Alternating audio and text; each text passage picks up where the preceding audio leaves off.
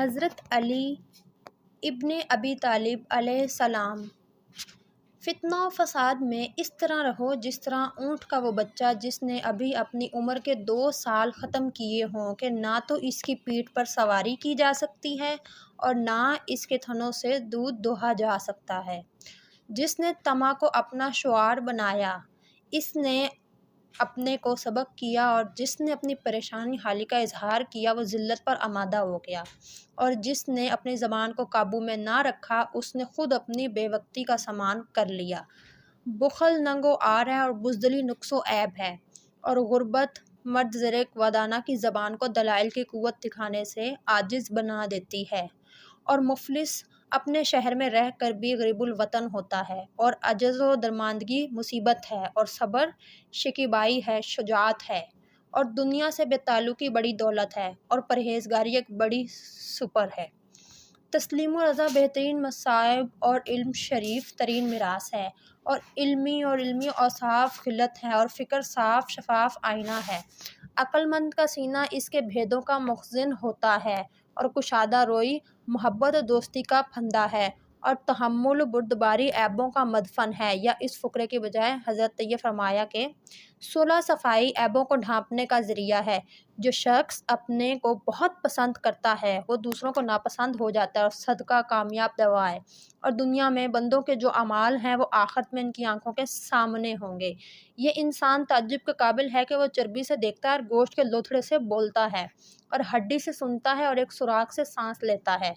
جب دنیا اپنی نعمتوں کو لے کر کسی کی طرف بڑھتی ہے تو دوسروں کی خوبیاں بھی اسے عاریت دے دیتی ہیں، اور جب اس سے رخ موڑ لیتی تو خود اس کی خوبیاں بھی اس سے چھین لیتی ہیں۔ لوگوں سے اس طریقے سے ملو کہ اگر مر جاؤ تو تم پر روئیں، اور زندہ رہو تو تمہارے مشتاق ہوں۔ دشمن پر قابو پاؤ تو اس قابو پانے کا شکرانہ اس کو معاف کر دینا قرار دو۔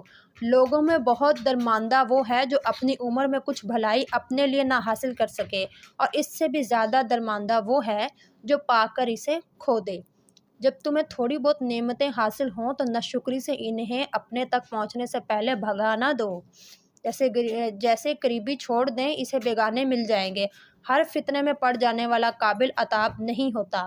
سب معاملے تقدیر کے آگے سرنگوں ہیں، یہاں تک کہ کبھی تدبیر کے نتیجے میں موت ہو جاتی ہے۔ پیغمبر صلی اللہ علیہ وآلہ وسلم کی حدیث کے متعلق کہ بڑھاپے کو عذاب کے ذریعے بدل دو اور یہود سے مشابہت اختیار نہ کرو۔ آپ علیہ السلام سے سوال کیا گیا تو آپ علیہ السلام نے فرمایا کہ پیغمبر صلی اللہ علیہ وآلہ وسلم نے اس موقع کے لیے فرمایا تھا جبکہ دین والے کم تھے، اور جبکہ اس کا دامن پھیل چکا ہے اور سینہ ٹیک کر جم چکا ہے، تو ہر شخص کو اختیار ہے ان لوگوں کے بارے میں کہ جو آپ کے ہمراہ ہو کر لڑنے سے کنارہ کش رہیں۔ فرمایا ان لوگوں نے حق کو چھوڑ دیا اور باطل کی بھی نصرت نہیں کی۔ بامروت لوگوں کی لغزشوں سے درگزر کرو۔ ان میں سے جو بھی لغزش کھا کر گرتا ہے تو اللہ اس کے ہاتھ میں ہاتھ دے کر اسے اوپر اٹھا لیتا ہے۔ خوف کا نتیجہ ناکامی اور شرم کا نتیجہ محرومی ہے، اور فرصت کی گھڑیاں ابر کی طرح گزر جاتی ہیں، لہٰذا بھائی کے ملے ہوئے موقعوں کو غنیمت جانو۔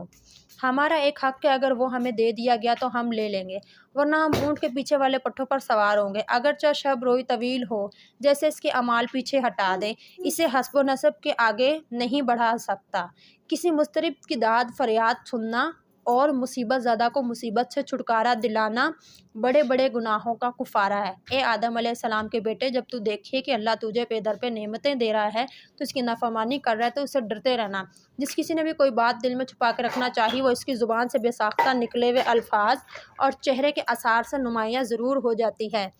مرض میں جب تک ہمت ساتھ دے چلتے پھرتے رہو۔ بہترین زہد زہد کا مخفی رکھتا ہے۔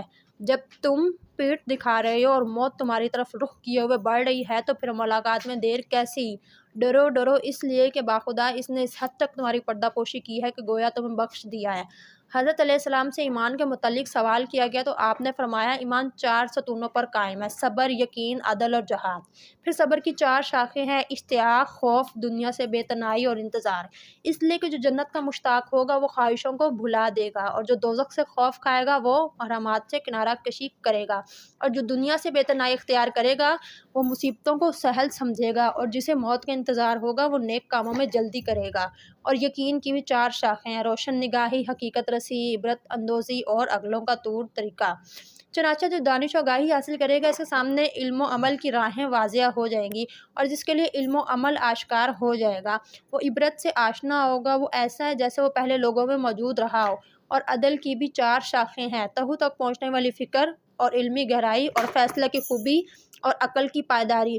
چنانچہ جس نے غور و فکر کیا وہ علم کی گہرائیوں میں اترا، وہ فیصلہ کے سرچشموں سے سیراب ہو کر پلٹا، اور جس نے حلم و بردباری اختیار کی اس نے اپنے معاملات میں کوئی کمی نہیں کی اور لوگوں میں نیک نام رہ کر زندگی بسر کی۔ اور جہاد کی بھی 4 شاخیں ہیں: امر بالمعروف نہی عن المنکر، تمام موقعوں پر راست گفتاری اور بد کرداروں سے نفرت۔ چنانچہ جس نے امر بالمعروف کیا اس نے مومنین کی پشت مضبوط کی، اور جس نے نہی عن المنکر کیا اس نے کافروں کو ذلیل کیا، اور جس نے تمام موقعوں پر سچ بولا اس نے اپنا فرض ادا کر دیا، اور جس نے فاسقوں کو برا سمجھا اور اللہ کے لیے غضبناک ہوا اللہ بھی اس کے لیے دوسروں پر غضبناک ہوگا اور قیامت کے دن اس کی خوشی کا سامان کرے گا۔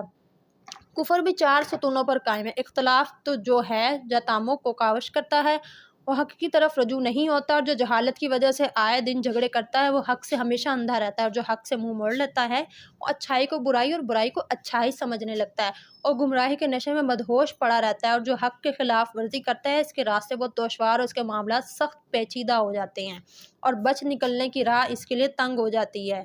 شک کی بھی 4 شاخیں ہیں: کٹ ہجتی، خفسردگانی اور باطل کے آگے جیبیں سائی۔ چنانچہ جس نے لڑائی جھگڑے کو شیوا بنا لیا اس کی رات کبھی صبح سے ہمکنار نہیں ہو سکتی، اور جس کو سامنے کی چیزوں نے ہول میں ڈال دیا وہ الٹے پیر پلٹ جاتا ہے، اور جو شک و شبہ میں سرگرداں رہتا ہے اسے شیاطین اپنے پنجوں سے روند ڈالتے ہیں، اور جس نے دنیا اور آخرت کی تباہی کے آگے سر تسلیم خم کر دیا 2 جہاں میں تباہ و برباد ہوا،